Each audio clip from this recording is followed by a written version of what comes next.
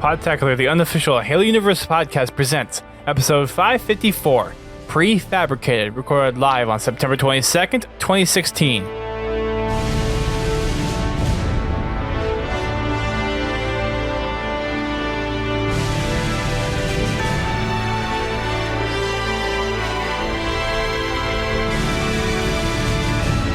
Hello everyone, welcome to Podtacular, the unofficial Halo Universe podcast. I'm your host, Duststorm.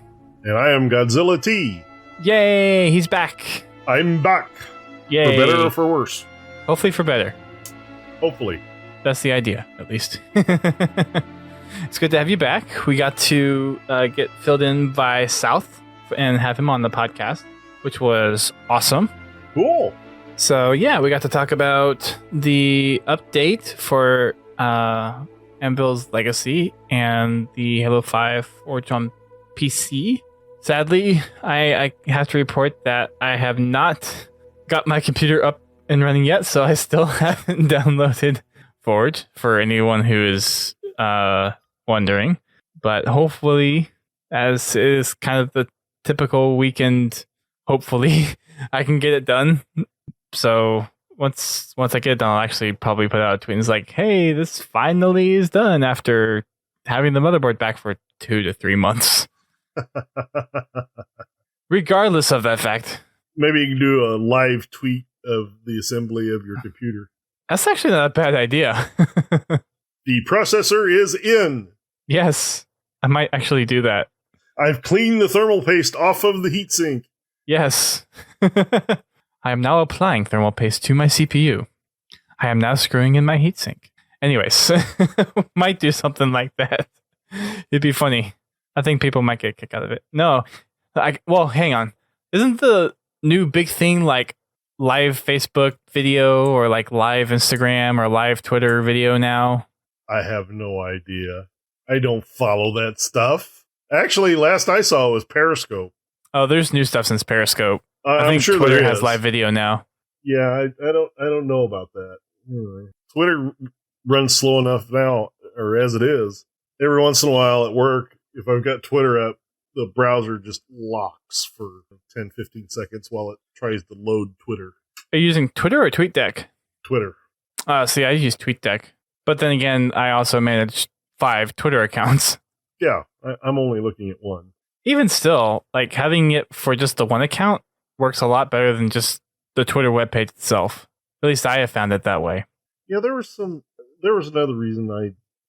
problem I was having. Maybe I'll have to fire it up and see if that problem went away. Give it a try or something. What it is now. Well, Confail says its Facebook has a live feed now. Not sure what that is, but maybe I'll have to check it out. Maybe try something new. I'll have to admit, if you do it on Facebook, I won't be following it. I'll just do it everywhere. I'll just have 3 different devices out in front of me and have one that just goes to Facebook, one that goes to Twitter, and one that goes to, I guess, whatever other live thing I can find. Whatever the latest and greatest is in live notifications and live video. Put it on YouTube, put it on Twitch, Beam. Put it on Beam, put it on Livestream, put it on Ustream, put it on Facebook, I think. Yeah, MySpace is not the same as it used to be. I think it's a website development site now. No, MySpace is still MySpace as it used to be. It's just a lot more music-centric now. Oh, it is? Yeah. We actually had a discussion about this on the podcast that we did last week. And South was talking about one of a band that he was a part of. I think it was during our Sunday recording that we did offline, talking about PAX stuff. And we got into the discussion of the social media stuff at the very end. Mm-hmm. And someone brought up MySpace, and he went and he found like his old band's MySpace page. Really? Yeah, it was weird. But anyways, I thought it had totally pretty much vanished. No, it's still there. It is still there somehow, some way.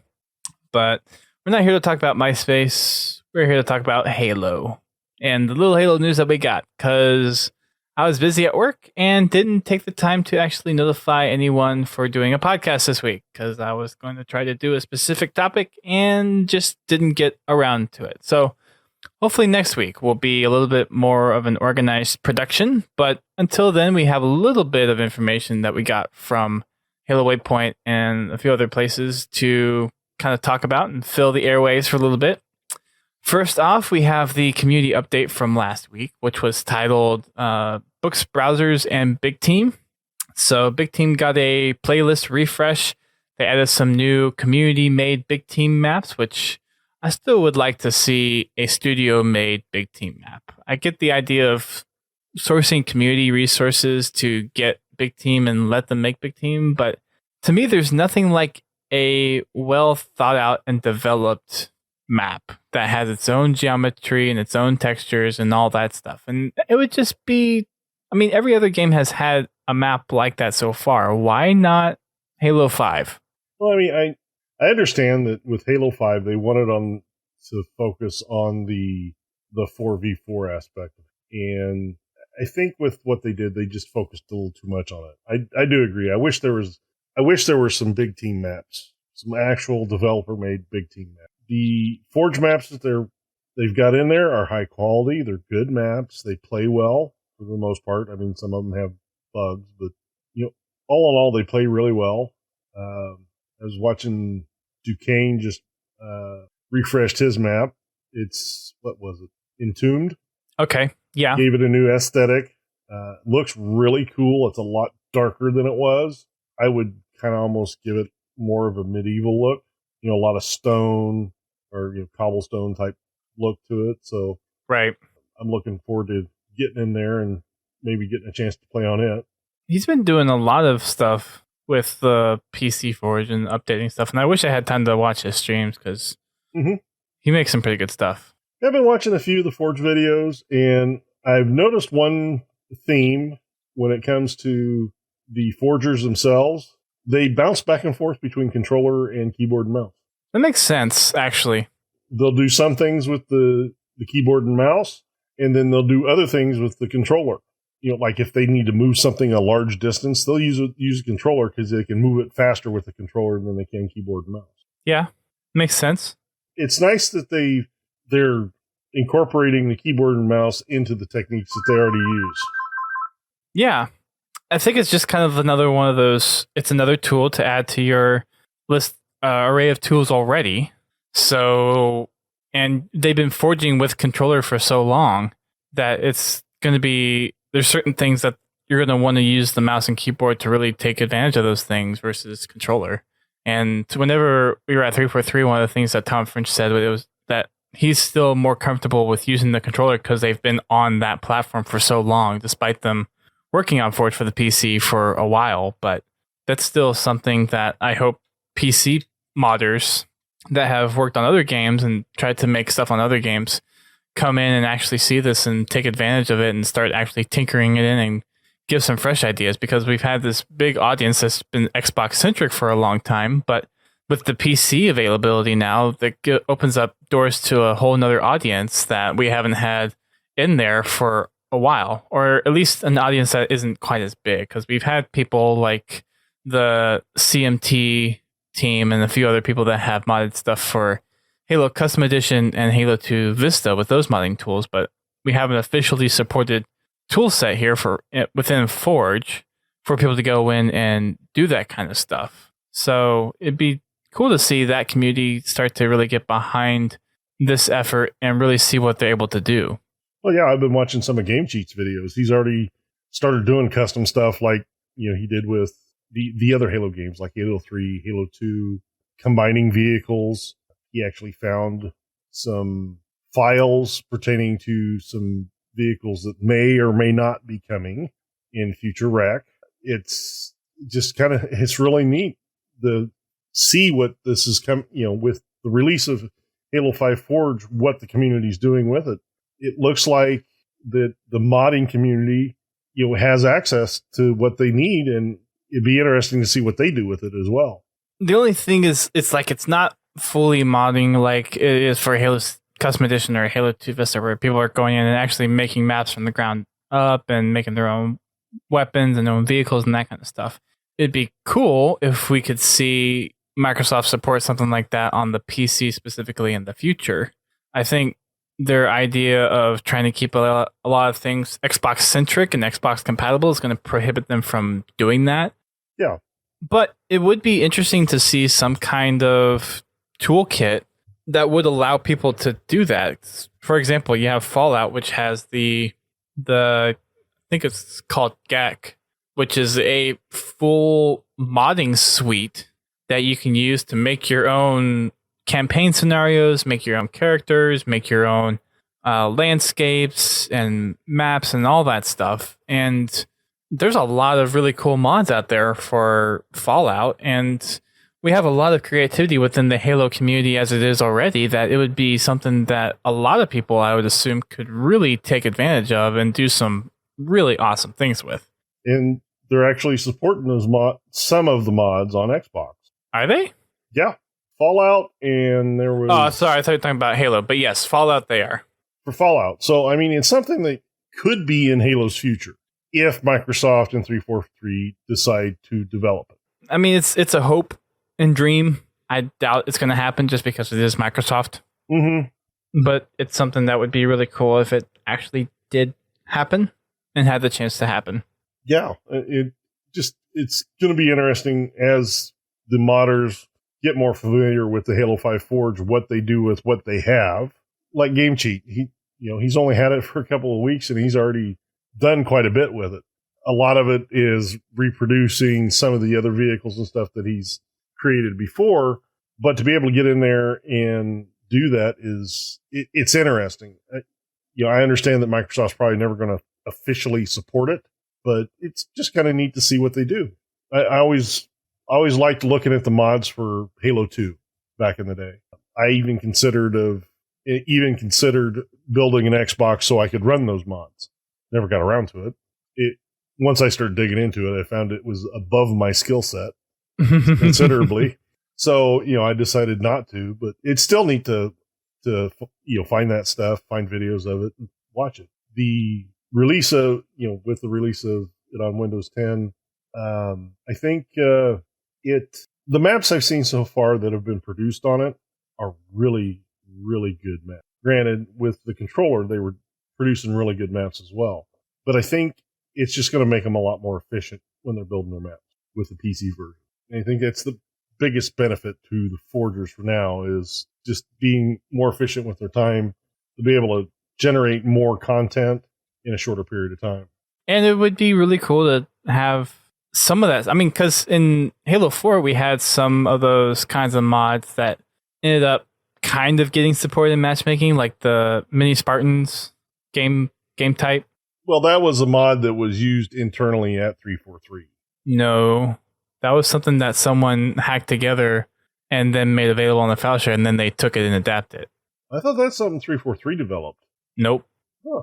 Nope. Someone saw the glitch in, it wasn't Firefight, Spartan Ops, and then people started kind of tinkering with how that happened, and they hacked together a game type where they could do that, and they did the same thing with making oversized Spartans as well. So they kind of adopted that game mode and kind of made it into their own, put it in like the Action Sack playlist. Mm-hmm. Well, I know on the Spartan size, there was a tool out there that you could download that you could do that with. You could make those modifications. There was also a tool for Halo 3 that allowed you to customize, the weapons, your starting weapon, how many grenades you could carry, how much ammo you could carry, things like that. Yeah, there's hex editors out there that can override some of the restrictions that the game engine puts on what you can actually set in the settings. Although I have to admit, the giant Spartan thing doesn't work very well. No, it tends doesn't. to overload the map a little bit. And you also have an issue of actually shooting the other player, whereas if you're minis, it's not really as much of an issue. No. The maps that I played with oversized Spartans or whatever, they always were real laggy. The oversized Spartan never moved very smoothly. It would jump from point to point, and it affected everything else on the map too. And then there was the whole physics portion of it that the game just never could figure out how to deal with the physics of that that extra large Spartan. Yeah. Big team, refresh, awesome stuff. But next on the update was stuff about the content browsers. So there's a little word in here from Vincent Hui, who is the UI design lead, who kind of gave an update of why the content browser was a little behind schedule as far as they were concerned of getting it implemented. Apparently, they were trying to go for a system that was similar to how the file share was in like Halo 3 and Halo Reach, but it didn't really satisfy their needs because it required a lot of different button presses to get to certain things that they wanted to get to. So they kind of went around and built an all-out content management system in a way to where you could actually search for stuff like you would on Reddit or Yelp or Pinterest or stuff like that. So they got some feedback from the community on stuff with like what you kind of would want in a search engine like that. So they developed it, and it is what you have today with the content browser, being able to search with tags and being able to customize stuff, put images to certain things, and overall just come out with a final product that honestly works pretty well. I'm really happy that they let you put your own images on there, because that makes map identification a lot easier. So much easier. It actually makes it possible so you know which game type is actually the one you're looking for, or which map is the one that you're looking for. All you have to do is match the pictures. Exactly. It seemed to me the bookmarking portion works a little bit better. Of course, on the opposite side of that, they have a little problem with custom games at the moment. I'm sure they're working on it. They may have fixed it. I haven't been in any custom games since Friday. But it seems like the bookmarking problem with the map and game type has been corrected, where you can actually just use the bookmarks and not have to pick the game type first and then go back in and pick good. Bookmark the custom game type. Yeah, because that bug's been there since pretty Launch. much the beginning of the game, right? Yeah. So it looks like they fixed that one. Of course, I've got limited experience with it, so I could have just been lucky. Maybe they did. They fix one thing and they break two others, right? Yeah, isn't that the way it goes? Take one step forward, 3 steps back. Yeah, pretty much. That's kind of the norm, right? Mm-hmm. But beside that, we have a couple other things in the update. There's a couple other kind of developer short things in here. There's one of the environment artists that was talking about Temple, which is the new Warzone Assault map, kind of talking about the design and how they want it to be kind of Sangheli Temple Ruin type of location, which this is probably my favorite Warzone Assault map so far. Granted, I haven't played on the attacking team yet, so the defending side is kind of what I've been exposed to, and it's pretty fun on that side. I did get trampled off of the first base when defending, but we actually managed to hold the second base, which was awesome. It actually was a pretty well hard fought one, but so far that one's my favorite. Once I play on offense, maybe that'll change. But it's a really cool map. I really like the Sangheli architecture just because it is pretty rarely used in the game so far. I wish they used it a little bit more in some of the other maps that they already have out there, but to see it get incorporated more into the content that they're providing is really cool. Yeah, definitely. It adds something different than the purple or gray aesthetic. Yes. Or the puke brown aesthetic. I like this Sangheli map, and probably one of the biggest things that I like about them is that they kind of feel lived in. They don't feel like this pristine, clean place. It looks like there's been a battle going on, and they've done a really good job with it. I like it. That, or it's just kind of like an old site of that hasn't been used for a while, or that got abandoned for some reason or another.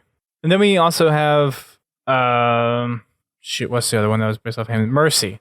I think we actually, in the update last week, got a little bit of a developer concept behind that. So if you want to know a little bit more about that one, check the update from last week. But we also have some screenshots that were made from people kind of using the new Forge stuff, which is really cool. That's actually at the bottom of the list, so it's nice to see kind of like screenshots back in there. Don't know if that's something that they're going to be doing weekly. I think that last spot is something that they're changing up from week to week.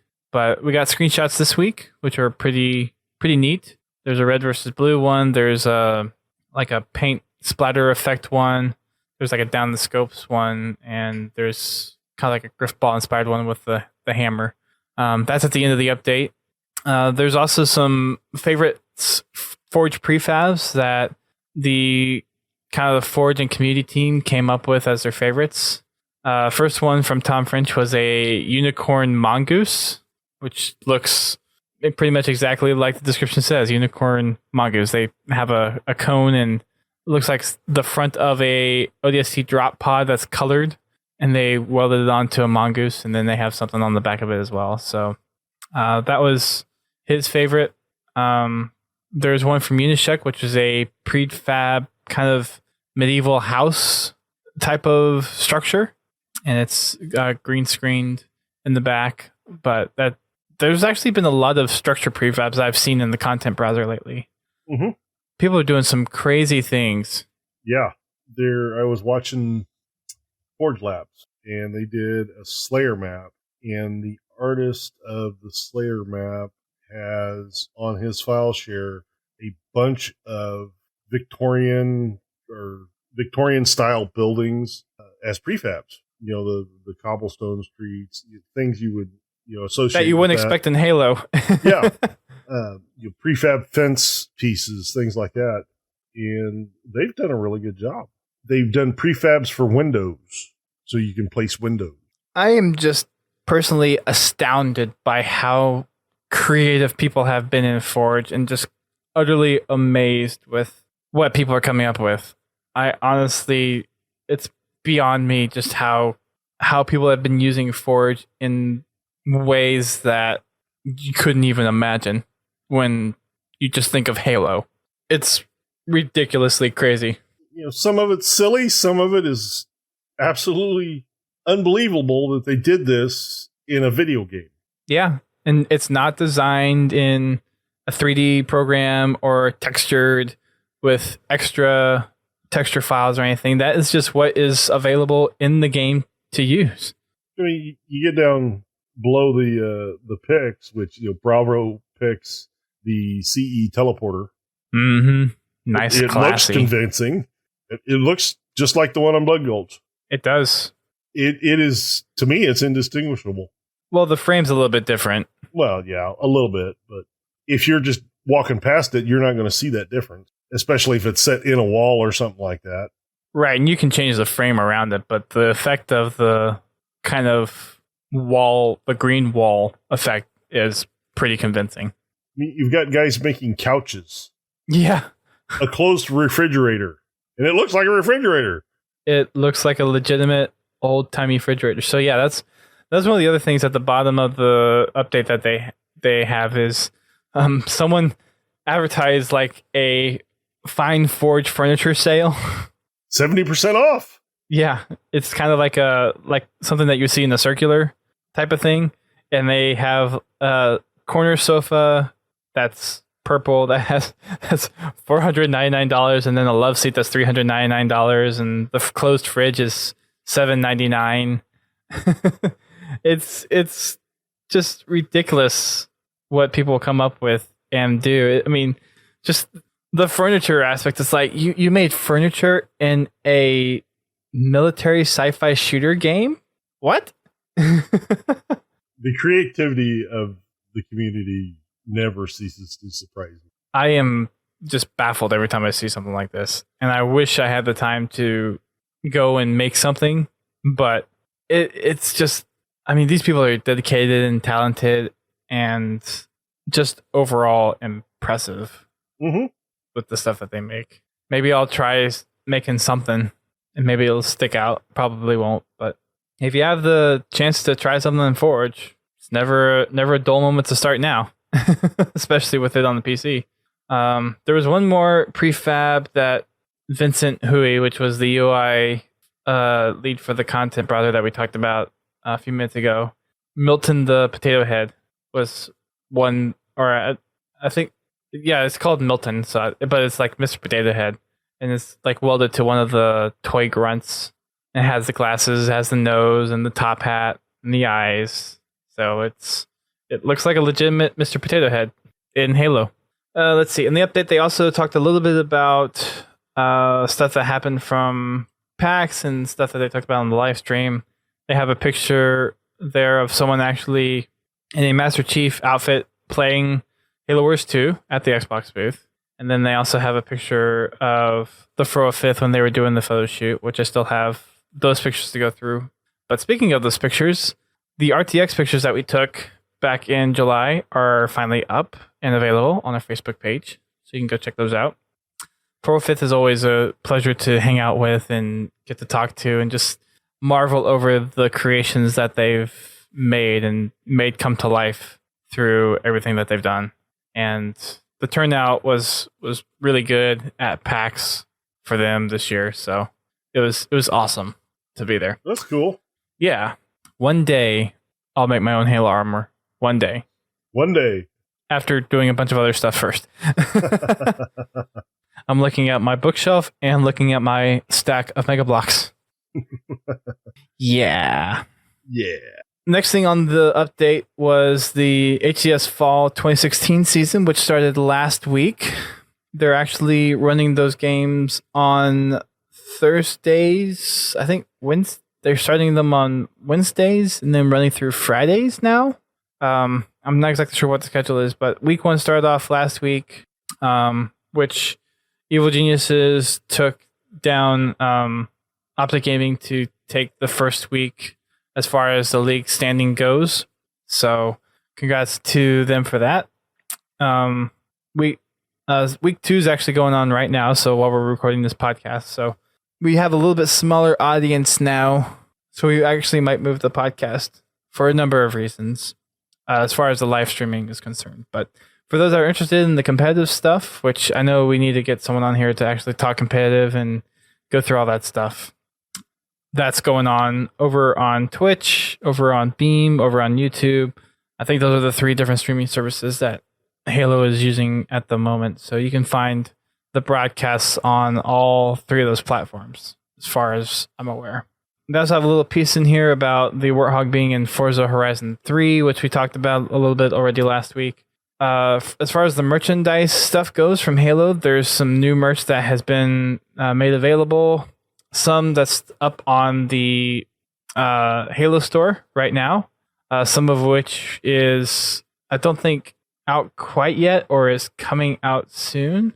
But that includes stuff like the Boomco shields for all that kind of goes along with the Boomco blasters. So if you were at San Diego Comic-Con last year, Stony Props made some kind of like helmets and vests that people wore during the real life breakout arena, which the way the stuff was made, the darts would actually stick to it.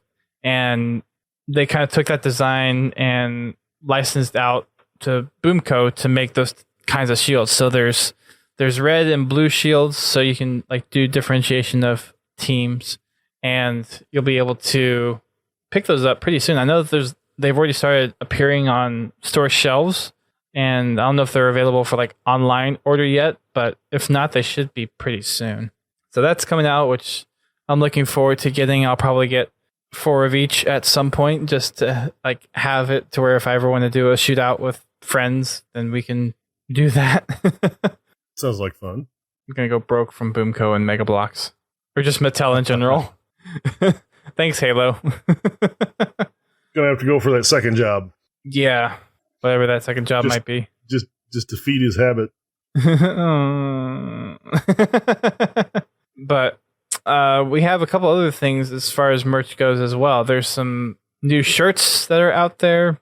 There's some buttons. There's a few new belts and a few other things to get yourself over at the Jinx Halo store. It's nice to see some new stuff in the store, actually. I know they were doing a big clean out of stuff from their store back in, I want to say, August. They had like a sale on a bunch of different items because they were kind of getting rid of old items and making way for new stuff. But again, new belts, new hats, new shirts. There's some buttons, which I'll probably end up getting. Stickers, figures, and a few other things that are up there now that weren't before. So you can go over to HaloWaypointStore.com to check out all the new stuff that they have in the store. And then also to wrap up the update from last week, which this is now out on bookshelves or shipping, is Halo Fractures, which is kind of like the next iteration of Halo Evolutions, which is a bunch of short stories pulled together. So it's a collection of quite a few short stories. I haven't even had the chance to count them, but they include the short story that Frankie did, Saint's Testimony, which was a ebook only thing to start off, but that's being included in this one. And there's a few other authors in here that people will probably recognize. I think I just counted 13 different stories included in Halo Fractures, written by people like Matt Forbeck, who did New Blood, Morgan Lockhart, which she was part of writing the story on Halo 5, Joseph Staten, Frank O'Connor, Troy Denning, Brian Reed, and Kevin Grace all have stories within Halo Fractures.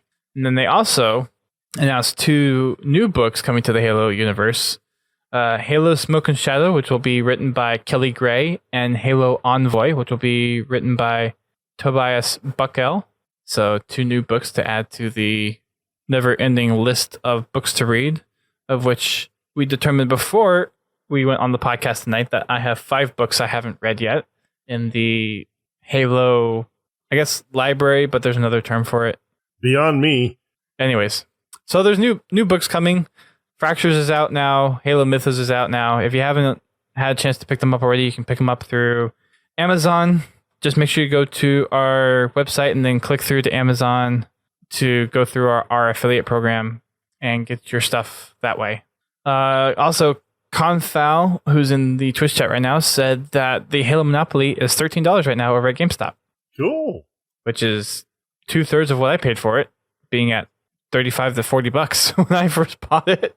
Anyways, and that wraps up the update. Lots of different stuff in here. There's the screenshots, there is the big team refresh, there's the content browser stuff, a little back history behind the temple map, prefabs highlighted by the community and Forge team, and also a little update from PAX West last week. So if you haven't already, go ahead and check out that update from last week. There's only a couple of other things as far as news is concerned to cover. We mentioned this either, I think, on the last podcast or the one before, but I'm pretty sure it was on 553. But they've been doing different, actually it was probably 2 episodes ago, but they've been doing different rec packs for the mythic weapons, and there's a new one out right now for the Norn Fang. So there's been 3 other ones before now, which you can still buy the old ones with money, but you can only get the current ones with rec points. So it's 100,000 rec points to get the mythic rec packs through the game. But the one that's available right now is the Norn Fang. And with those packs, you get the certification for the weapon, and then you get, I believe, 10 of them. 12. 12 of them. 12, yeah. It's a lot. So if you really want 12 Norfangs... 12 of them. I haven't used the 4 I've got, so this is a pack that I won't be getting. It's kind of sucks that you can't trade rec cards. Well, I mean, or trade certificate, yeah. Trade rec cards, yeah. I don't even know how you would even accomplish that, because everything I'd want to get rid of is stuff that everybody else would want to get rid of too. Oh. Well, like, there's certain power weapons that I don't typically lean towards, and there's other ones that I use quite often, so it'd be kind of like a trade-off of that kind of stuff. Although right now I probably would be willing to trade a Norfang for about a dozen Scout Hogs. I have just about ran out of Scout Hogs. I don't use Scout Hogs. I use them in Firefight. They're perfect when you get like kill grunt levels or something like that, kill crawlers. You just run around, run them over. See, I use Ghosts for that. Well, when you only have one erect level, because it's the first round. True.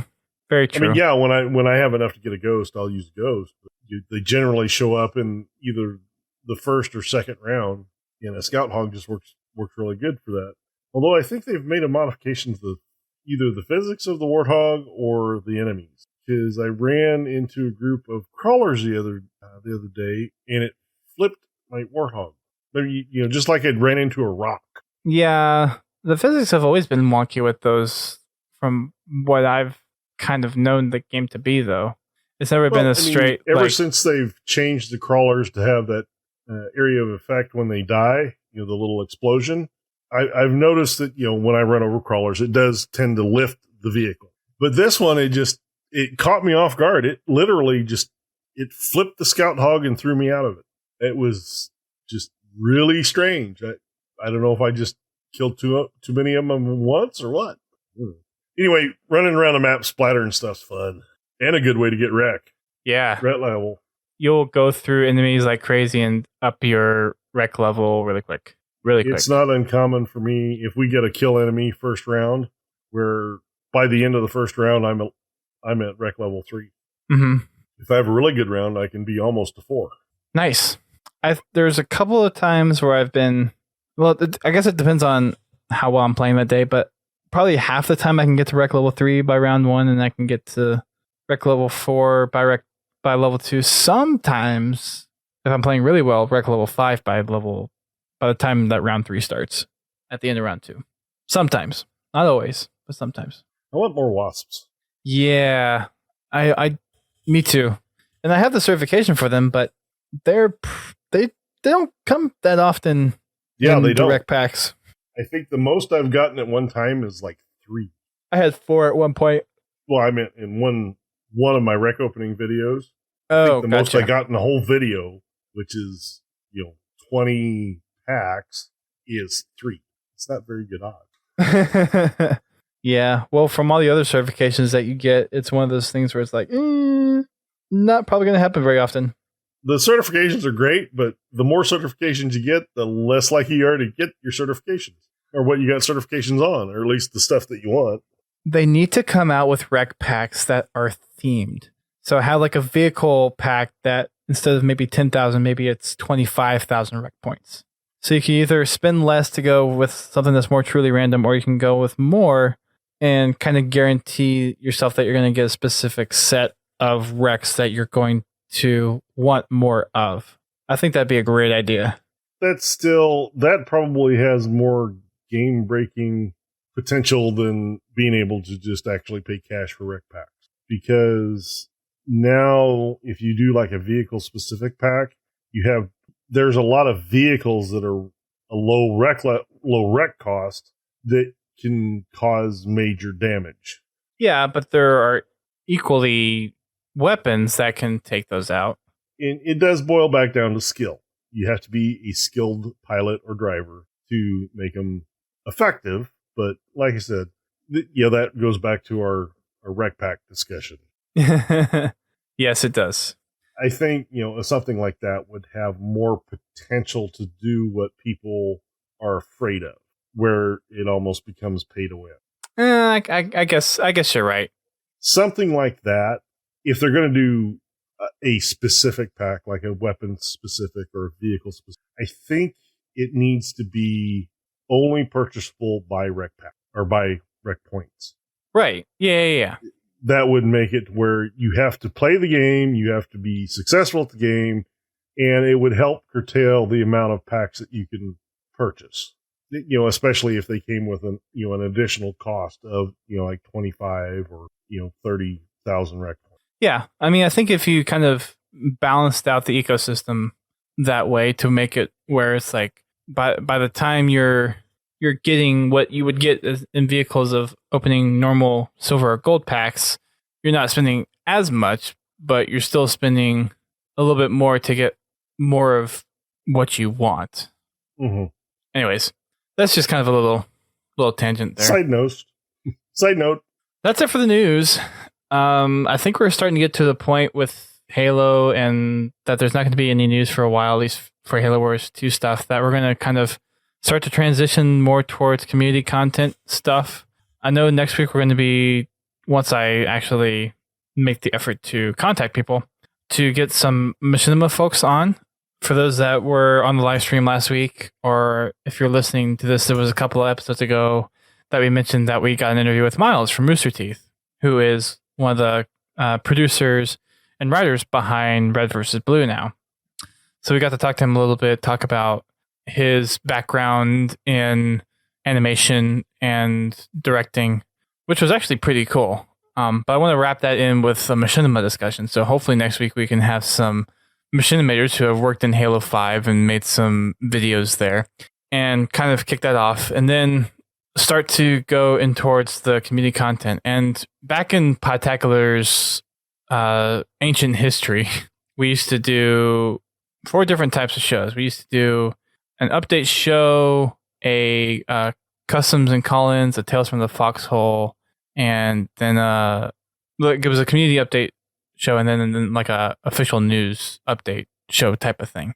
We've tried kind of getting people to send us stuff before, and we haven't been very successful. So it might be something where we just kind of pull resources from other groups and start trying to just pull things instead of asking for people to send us stuff. But if you're listening to this, we do have an email box that is specifically set up for user submissions for us to discuss, and we haven't had anything hit that email for a long time. But since we're kind of in a lull state, what I would like to start seeing people do, if you guys are interested, is starting to share stuff with us. And I know like the whole email thing is probably something that not many people are used to doing much anymore, so it might be something where we just kind of go on Reddit or go on Halo Waypoint and pull stuff from those communities, or put polls and stuff up there and try to get people to do that. But if you have anything particularly that you would like us to see or talk about, we definitely would like to hear anything that you guys would like to send our way.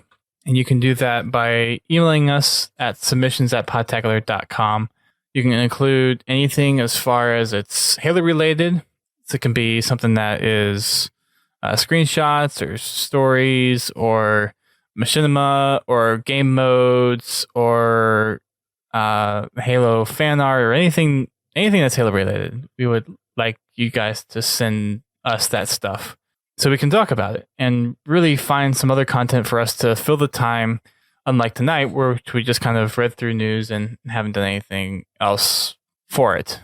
But that's kind of the idea, probably going from here on forward until we actually get some more substantial news. But even after that, trying to get back into that community focus of Halo content is some direction that we would like to go back into. Speaking of community content, though, we have a new video for our Achieving Halo series, which got posted this past week. And Mr. GT is also looking for another round of Spartans to help him out with the next set of videos, which will be Genesis, right? No, Evacuation. Oh, that's right. Never mind. I jumped ahead one.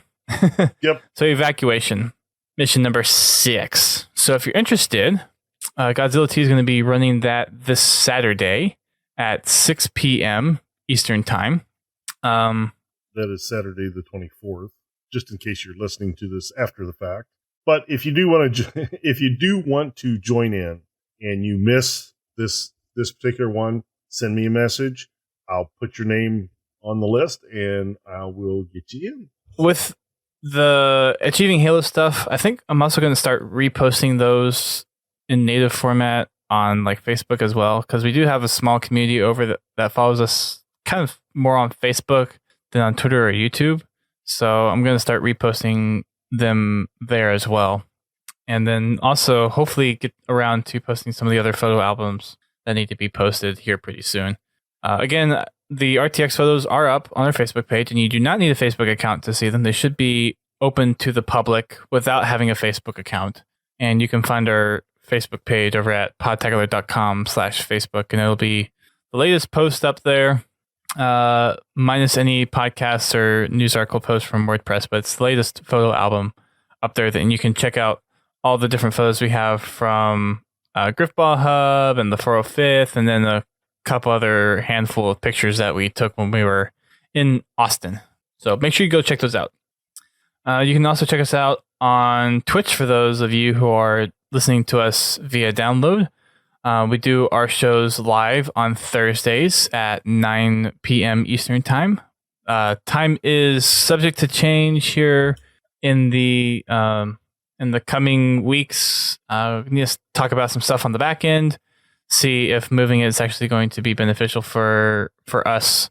But it's been one of those things where with them throwing the updates out on Fridays and us doing the podcast on Thursdays, by the time the podcast comes out, we're already a week behind on content. So we're probably going to move that around a little bit to try to get that something to make that is something that's a little more relevant and also kind of feel out the week a little bit differently. So that may change. Stay tuned. We'll let you know what changes and how it changes.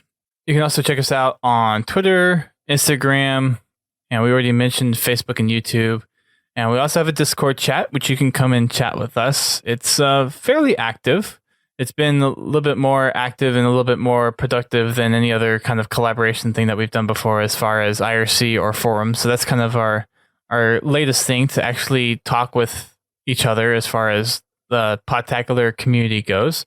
And you can find any of those by doing podtacular.com/whatever the platform is. And if we have it, it'll take you right to it. Make sure you also check out our podcast network. We are part of the podcast.net. That is podcast with a K. And it includes other podcasts like Guardian Radio, which is a Destiny podcast, Critcast, which is a Team Fortress 2 podcast, The Learning Cliff, which is an EVE Online podcast, and then Work in Progress and How to Murder Time, which are a little bit more variety shows. But they are excellent podcasts to listen to, great production value, great hosts that talk on the shows and actually provide some entertaining stuff, whether it is talking about news or community stuff. Really recommend that you guys check them out if you haven't already and let them know that we sent you. Also, a couple other things to mention. The Loot Crate theme for next month has been announced. Next month as in kind of being end of October / beginning of November. It's technically beginning of November because the crates were supposed to come out at the beginning of September, but they ended up shipping out early, or they shipped early and ended up coming out late August. But the theme for that one is Battle for Earth. So if you missed out on the first crate and want to hop in on the fun stuff from seeing all the cool goodies that people have received through their crate, then you can head on over to lootcrate.com/podtacular. And then at checkout, use the discount code Podtacular, and you'll get $3 off your first crate, which is just about 10% off the crate. So it's a tiny bit less since the crate's $35, unless you get a plan. I believe the 6-month plan is $34 a crate, and then the full year plan is $33 per crate. So you can check that out there. And then I think that's it for all the different stuff that we have to announce. We do have one slot that opened up in our Spartan company. So if you're looking to get in and play with us, you can head on over to podtacular.com/company and request to enlist there. We did get our Achilles armor just before PAX West happened. So again, thanks to everyone who helped us attain that. We are on our way to getting the helmet, which is going to take a lot longer. But we already have 3 of the 31 commendations completed. Believe it or not, we actually got 2 of them done before we actually got the armor piece. But the ones that we had to get, I mean, they were kind of the easy ones to get once Firefight came out, and that was kill Covenant enemies and kill Promethean enemies, and then kill or assist in the killing of bosses in Warzone. So we have a good number of them that are already in level 5, and then a good number also that are waiting in level 4. So there's actually some good progress being made on a lot of these. I think the lowest one that we have right now is Forgot to Pay the Toll, which is kill the driver of a moving enemy vehicle while using the sniper rifle. And then the other lowest one that we have is kill an enemy Spartan with a headshot. Or sorry, kill an enemy Spartan with a grenade. Sorry, I missed that one. But those are the 3 bottom ones. The grenade one I can do. The whole taking a driver out with a sniper rifle, not going to be much help on that. That one's a little difficult, right? A little. Yeah. So we have those to look forward to as far as getting the helmet. There is quite a bit of effort to get the helmet, but we're doing pretty well actually as far as going towards the helmets. It'll probably be a while before I get there, but we have 3 of the 31 done. So let's just keep on cranking it out. And yeah, that'll be it for the night. Short podcast for now. Hopefully next week will be a little bit longer, and I'll actually get some people on to talk about some machinima. Again, if you guys are interested in sending us content that you have that's Halo related, please let us know. Again, submissions@podtacular.com. We would love to hear from you guys and hope to see some cool stuff come from it too. Godzilla, it's good to have you back again. South was nice to have on and get to actually introduce him to our audience, but it's nice to have you back in the hot seat with us. Why, thank you very much, Rust. I hope everybody enjoys hearing my voice, although it's not near as much fun as listening to Brent speak. I hope we hear back from Brent someday. I really do. Me too. I miss talking to him. I do too. I tried to reach out to him on Facebook and Twitter every once in a while, just to see if he kind of seeps back in to the ether, but no dice. Yeah, he's kind of stepped off the electronic landscape. As far as we know, yeah. But regardless, Brent, if you're listening, we miss you. We'd love to hear from you. Thanks everyone for tuning in. We will be back again next week with another podcast, and Godzilla T will be back on Fraggin' Fridays tomorrow at 8:30 p.m. Eastern Time, and then on Saturday for Achieving Halo for any of you that are interested in participating. So until then, keep on fragging forge.